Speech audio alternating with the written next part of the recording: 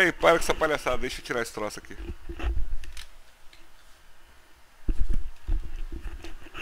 Salve, salve, rapaziada. Sejam bem-vindos ao Fala JC. Do... Hoje é 7 de fevereiro. A gente está reativando mais É Só Um Jogo, como eu falei lá no canal, no Instagram. E a gente abriu uma caixinha de pergunta para o Fala JC. E, obviamente, o assunto do dia foi a eliminação do Flamengo no Mundial Interclubes. Perdeu pro Al Hilal, num jogo que o Flamengo chegou a empatar, aí tomou 3-1 e no final do jogo fez o 3-2 e pressionou para fazer o 3-3. Porém, o jogo foi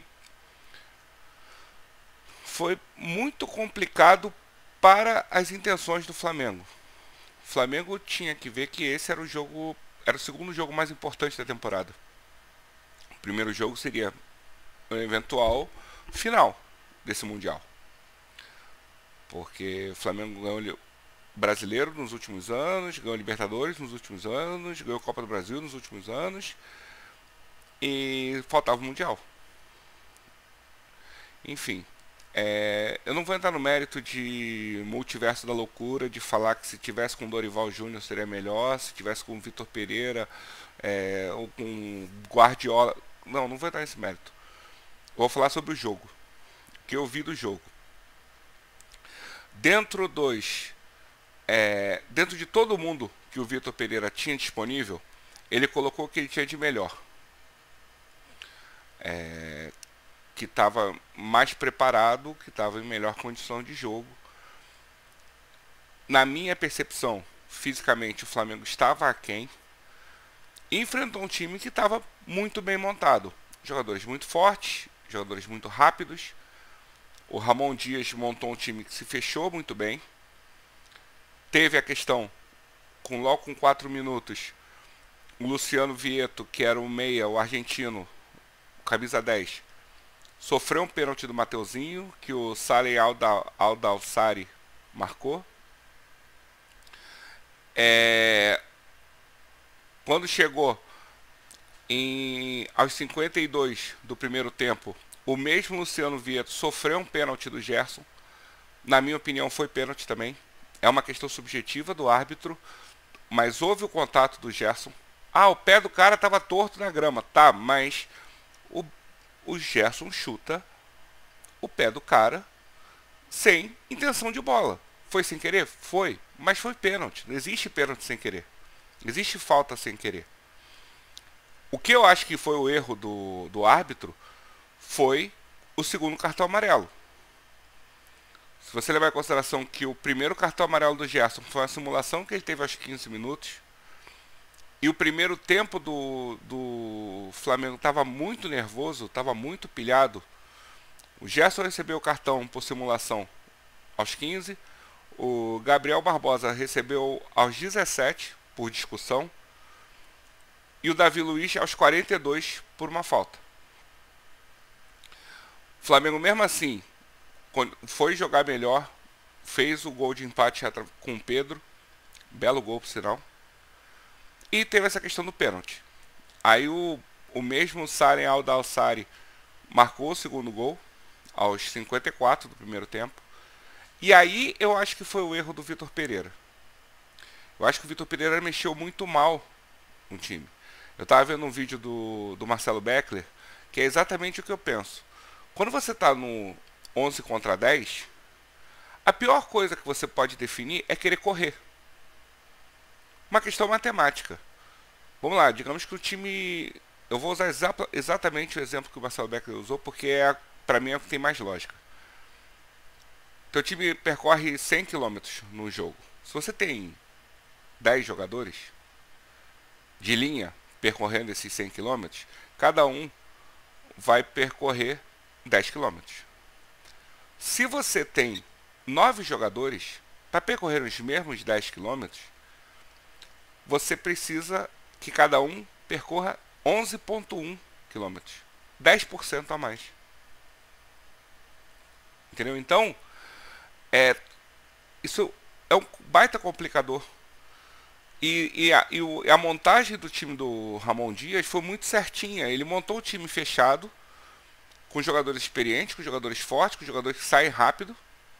Cuejá fez uma partida monumental. Na minha opinião, o Luciano Vieto foi o melhor jogador da partida, porque participou dos 2 pênaltis, fez o terceiro gol. Se eu não me engano, a FIFA premiou o Saleh Al-Dawsari, que fez os 2 gols de pênalti. Mas o Cuejá jogou muito bem, o Vieto jogou muito bem, o Marega causando perigo, o André Carrillo, que é um ponta de origem, estava jogando de volante com o Cuejá e estava saindo muito bem. Então foi um jogo em que o Vitor Pereira colocou o que ele tinha de melhor, só que tem algumas questões. O time está muito desequilibrado.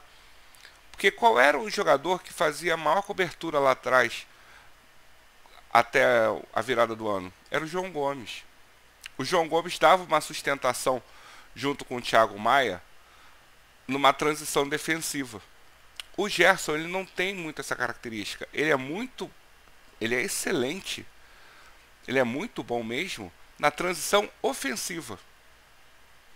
E ele, inclusive, jogou mais adiantado no Olympique de Marseille, então, tanto que ele falou que ele estava mais coringa e tudo mais, é justamente que ele está com uma participação mais ofensiva. E aí, quando o Vitor Pereira põe um time em que você tem Ayrton Lucas, que sobe muito, o Mateuzinho sobe menos, mas também sobe, tanto que ele deu assistência pro gol do Pedro. Quando você tem um time assim, você sofre com transição defensiva. Você tem, no intervalo, ele tira o Léo Pereira, põe o Fabrício Bruno, por questão de lesão. O Léo Pereira sentiu no final do primeiro tempo. E aí, eu acho que foi o grande erro. Quando você coloca o Eric Pulgar no lugar do Arrascaeta, você perde no controle da bola. Que a Arrascaeta vamos lá, é um dos jogadores mais decisivos desse time do Flamengo.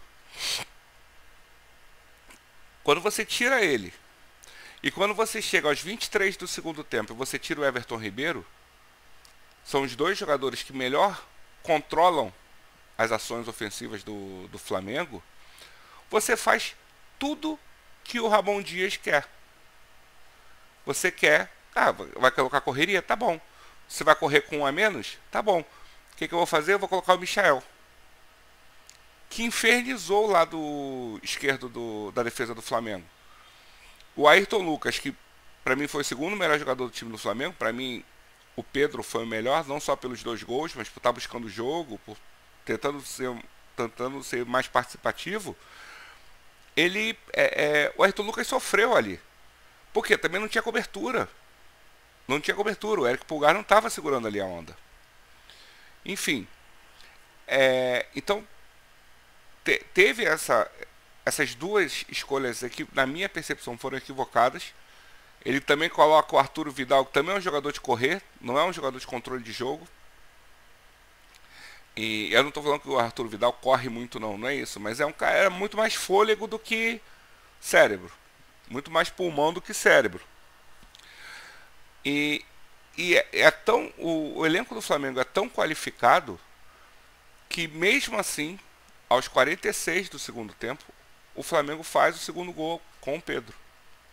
E dá uma pressão danada até o final do jogo. Tem uma bola que bate no ombro do Gabigol, que quase é o gol de empate. Então, o time do Flamengo, ele, dentro das limitações que tinha, com a expulsão do Gerson e as substituições que o Vitor Pereira fez, ele fez o que dá para fazer. E aí entram alguns detalhes. Por exemplo, nos últimos 10 anos, isso aí foi um dado que eu também vi no vídeo do Marcelo. Nos últimos 10 anos, os sul-americanos foram eliminados em 5 semifinais. Até o próprio River Plate do Galhardo, em 2018, também foi eliminado. Palmeiras também foi eliminado, o Flamengo agora foi eliminado, o, o Atlético Mineiro foi eliminado. E aí entra uma questão, os europeus eles meio que não, eles se preocupam com essa competição, no sentido assim, essa competição, principalmente essa aqui no meio da temporada, como está sendo agora, pode prejudicar no final da temporada. O Real Madrid está indo com cheio de desfalque para jogar amanhã. Você acha que ele está preocupado com o jogo de amanhã? Ele está preocupado com a primeira perna das oitavas de final da Champions League com o Liverpool. É isso que ele está preocupado. Ele não está preocupado com o Al-Ahly amanhã. Ele está preocupado que semana que vem ele vai enfrentar o Elche, que é até mais tranquilo. Aí depois enfrentou o Sassuolo, que é um time chato, jogando fora de Madrid. E aí vai para Anfield, dia 21. E tá cheio de desfalque. Alaba sentiu de novo. Camavinga tá jogando no lateral esquerdo. O Militão sentiu de novo. O Courtois talvez não jogue. O Benzema talvez não jogue no Mundial de Clubes. Então são... E os caras estão há anos-luz, questão de grana. Beleza, não vamos entrar muito nesse mérito. Mas, então, não é o fim do mundo. Não é... Só que eu acho que faltou planejamento. Se os caras querem ganhar o Mundial, se o Flamengo quer ganhar o Mundial, ele tem que chegar com o time melhor fisicamente, coisa que ele não estava. O Vitor Pereira tinha que... Tudo bem que ele tem um mês e pouco de trabalho, mas ele tinha que criar alternativas para o time do Flamengo. Por exemplo, ele colocar o Everton Cebolinha, como ele colocou no lugar do Everton Ribeiro, aos 23 do segundo tempo. O que você faz? Você põe o Everton para ficar espetado na ponta esquerda, e o Gabigol ficou flutuando entre a direita e o meio, com o Pedro mais enfiado. Só que com o Everton Cebolinha lá na ponta esquerda, ele tirou o Ayrton Lucas, que estava avançando muito bem. Ele fez com que os dois iam bater cabeça ali. E ainda tinha a questão do Michael nas costas. Então, você teve escolhas, na minha percepção, que o Vitor Pereira errou. Vai crucificar o cara por causa disso? O Dorival teria feito isso? Cara, não sei. Não sei. Mas o time jogou bem abaixo do que ele pode jogar. O Flamengo não deixa de ser favorito das competições que ele vai jogar. Tem uma outra questão. O Vitor Pereira, em 2 meses de trabalho, ele tem 3 decisões. 3 jogos que são 3 torneios, digamos assim. Foi a Supercopa do Brasil, que perdeu para o Palmeiras, essa eliminação no Mundial, e vai ter a Recopa da Conmebol na Independente Del Valle, dia 21 e dia 28 de fevereiro, depois do Carnaval. Vai fazer o quê? Já vai demitir o cara? Porque vai estar com um gatilho daquela demissão tardia do Paulo Souza? Às vezes você vai jogar o planejamento da temporada inteiro por causa de 2 erros de substituição num jogo como o de hoje. É muito complicado lidar com isso. Enfim. Então vou responder as caixinhas aqui. Grande Thiago Silva da Tenda, grande narrador. Nosso narrador do show. Perguntou: Vitor Pereira fica no Flamengo até qual mês? Cara, depende muito do que ele fizer de resultado. Lembrando que o Flamengo tem a diretoria que tem a questão de título. Se não ganhar, é fracasso. Então, eu não sei se de repente foi de repente esse gatilho que eu te falei do Paulo Souza, de repente, dependendo dos resultados que ele tiver nesses próximos jogos, que ele tem a Recopa e no meio nesse intervalo da Recopa ele tem 3 clássicos. Cara, se não der certo nos jogos, é capaz de ele ser demitido na virada do estadual. E o velho ainda mandou assim: você acha que os jogadores do Flamengo estão satisfeitos com a tática e as substituições do Vitor Pereira?